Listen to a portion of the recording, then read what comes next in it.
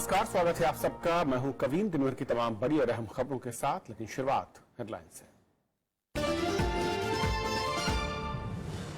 राज्यसभा में प्रधानमंत्री ने नोटबंदी का किया बचाव। कहा, ईमानदारों को हक दिलाने के लिए भ्रष्टाचारियों पर सख्ती जरूरी। कांग्रेस का वॉकआउट।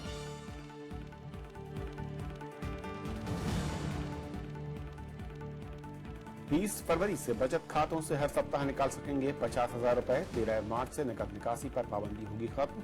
नीतिगत ब्याज दरों में बदलाव नहीं।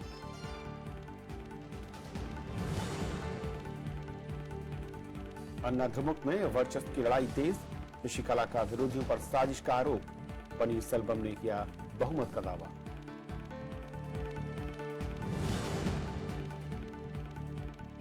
उत्तर प्रदेश में चुनावी प्रचार तेज। प्रधानमंत्री ने कहा, विकास का बनवास हो खत्म। राहुल गांधी ने लगाया किसानों की अनदेखी का आरोप। कांग्रेस के घोषणा पत्र में 50 लाख रोजगार का वादा।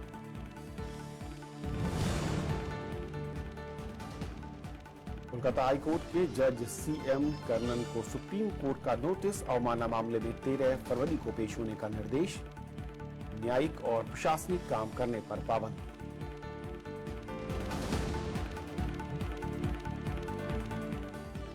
प्रधानमंत्री नरेंद्र मोदी ने राज्यसभा में नोटबंदी के फैसले का बचाव किया। उन्होंने इसे काले धन और भ्रष्टाचार के खिलाफ लड़ाई बताया। उन्होंने डिजिटल लेन देन को बढ़ावा देने पर भी जोर दिया। सदन में राष्ट्रपति के अभिभाषण से जुड़े धन्यवाद प्रस्ताव पर जवाब देते हुए प्रधानमंत्री नरेंद्र मोदी ने कहा कि नोटबंदी का मकसद काले धन और भ्रष्टाचार पर अंकुश लगाना है। नोटबंदी के फैसले को सही ठहराते हुए उन्होंने कहा कि भ्रष्टाचार और काले धन के खिलाफ लड़ाई राजनीतिक लड़ाई नहीं है। ईमानदार व्यक्ति को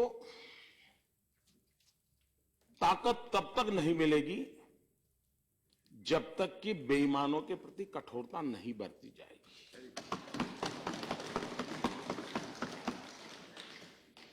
और इसलिए इन कदमों का अल्टीमेट लाभ ईमानदार शक्तियों को बल मिलने वाला है, ऐसा हमारा स्पष्ट मत है। प्रधानमंत्री ने कहा कि दुनिया में कहीं इतना बड़ा फैसला नहीं हुआ। उन्होंने कहा कि नोटबंदी का फैसला विश्वविद्यालयों के लिए अध्ययन का विषय हो सकता है। ये इसलिए हो रहा है कि विश्व में इसका कोई पैरेलल ही नहीं है।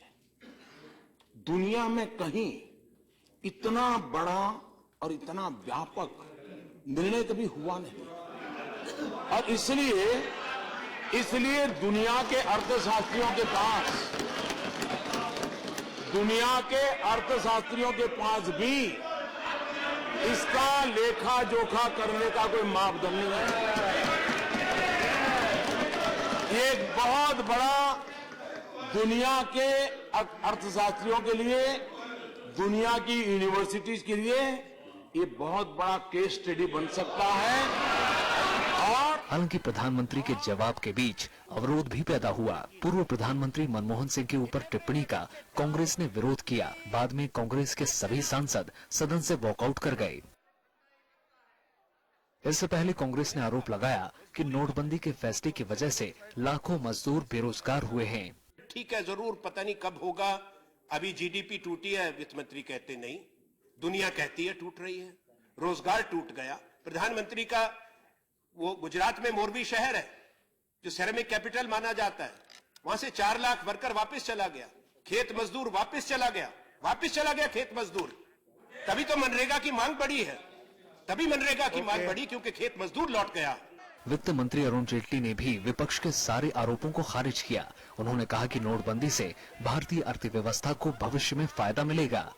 विशाल दहिया, राज्यसभा टीवी।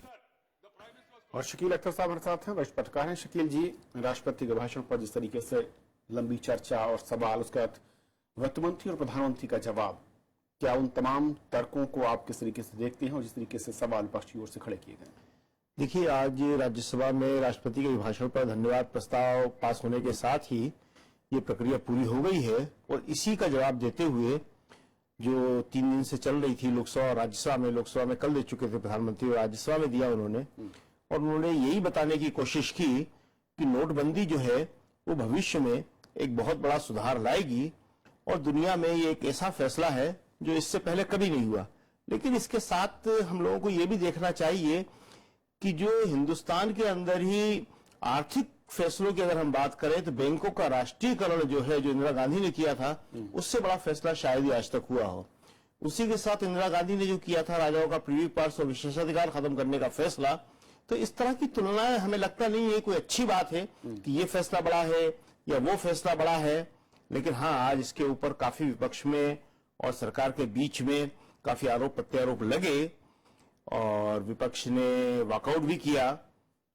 विपक्ष के कई जो थे संशोधन थे, ये अलग बात है कि उनके वॉकआउट कर लेने से विपक्ष खुद ही उन संशोधनों पे बात नहीं कर पाया, क्योंकि आपको याद रखना होगा कि पिछली बार सीताराम येचुरी का एक संशोधन था जो कि उन्होंने राष्ट्रपति के अभिभाषण में पास करवा लिया था। तो क्या ये माना जाए कि विपक्ष की इस बार इस मसले को लेकर एकता नहीं दिख रही थी? बहुत संक्षिप्त में एकता तो अलग अलग मुद्दे थे उनके, एकता तो थी, लेकिन वो उस तरह की चीजें जिसे कहते हैं कि फ्लोर कोऑर्डिनेशन जो होता है वो नहीं था उनके बीच में। और इसमें जो सबसे खास बात रही कि बहस बहुत अच्छी हुई, विपक्ष की तरफ से भी सरकार की तरफ से भी, और कई मुद्दे आए दोनों सदनों में, लोकसभा में और राज्यसभा में। और ये बात समझने में जो, लेकिन हालांकि तल्खी जरूर रही जिसको लेकर चेयर में काफी एक तरीके से उनको महसूस भी हुआ और उसका जिक्र भी किया गया। बहुत शुक्रिया शकील साहब, वक्त की कमी, बहुत शुक्रिया आपका। उधर तमिलनाडु की बात करते हैं, जहां पर सत्ताधारी एआईडीएमके में वर्चस्व की लड़ाई बढ़ती जा रही है। पार्टी महासचिव शशिकला का गुट 131 विधायकों के समर्थन का दावा कर रहा है और इन विधायकों को अज्ञात स्थान पर ले जाया गया है। वहीं मुख्यमंत्री पनीरसेल्वम ने इस्तीफा वापस ले लिया और विधानसभा में बहुमत साबित करने का दावा किया। मुख्यमंत्री ने जयललिता की मौत की जांच के लिए न्यायिक आयोग के गठन करने का भी ऐलान किया है। और इस बीच राज्यपाल अब भी मुंबई में है। एआईएडीएमके में खुली बगावत के बावजूद वी.के. शशिकला जीत के प्रति आश्वस्त हैं। पार्टी विधायकों के साथ बैठक में उन्होंने कहा कि बगावत से वो झुकने के लिए तैयार नहीं हैं। शशिकला ने ओ पनीरसेल्वम पर साजिश रचने का आरोप लगाया। That DMK forces are doing all this get drama. He wants to go to Delhi, meet the Rashtrapati and also Home Minister. He sought the appointment. That means he want to see that he is trying to form the ministry. That may not be possible. He will be totally free. इससे पहले ओ पनीरसेल्वम ने मुख्यमंत्री पद से इस्तीफा वापस लेने की बात कही। उन्होंने विधानसभा में बहुमत साबित करने का दावा किया। पनीरसेल्वम ने पार्टी कोषाध्यक्ष के पद से हटाने को भी संविधान के खिलाफ बताया और जयललिता की मौत की असली वजहों का पता लगाने के लिए न्यायिक आयोग के गठन का ऐलान किया। சட்டமன்றம் கூடியவன் அங்கு வந்து மாண்புமிகு சட்டமன்ற உறுப்பினர்கள் உறுதியாக நிரூபிப்பார்கள்।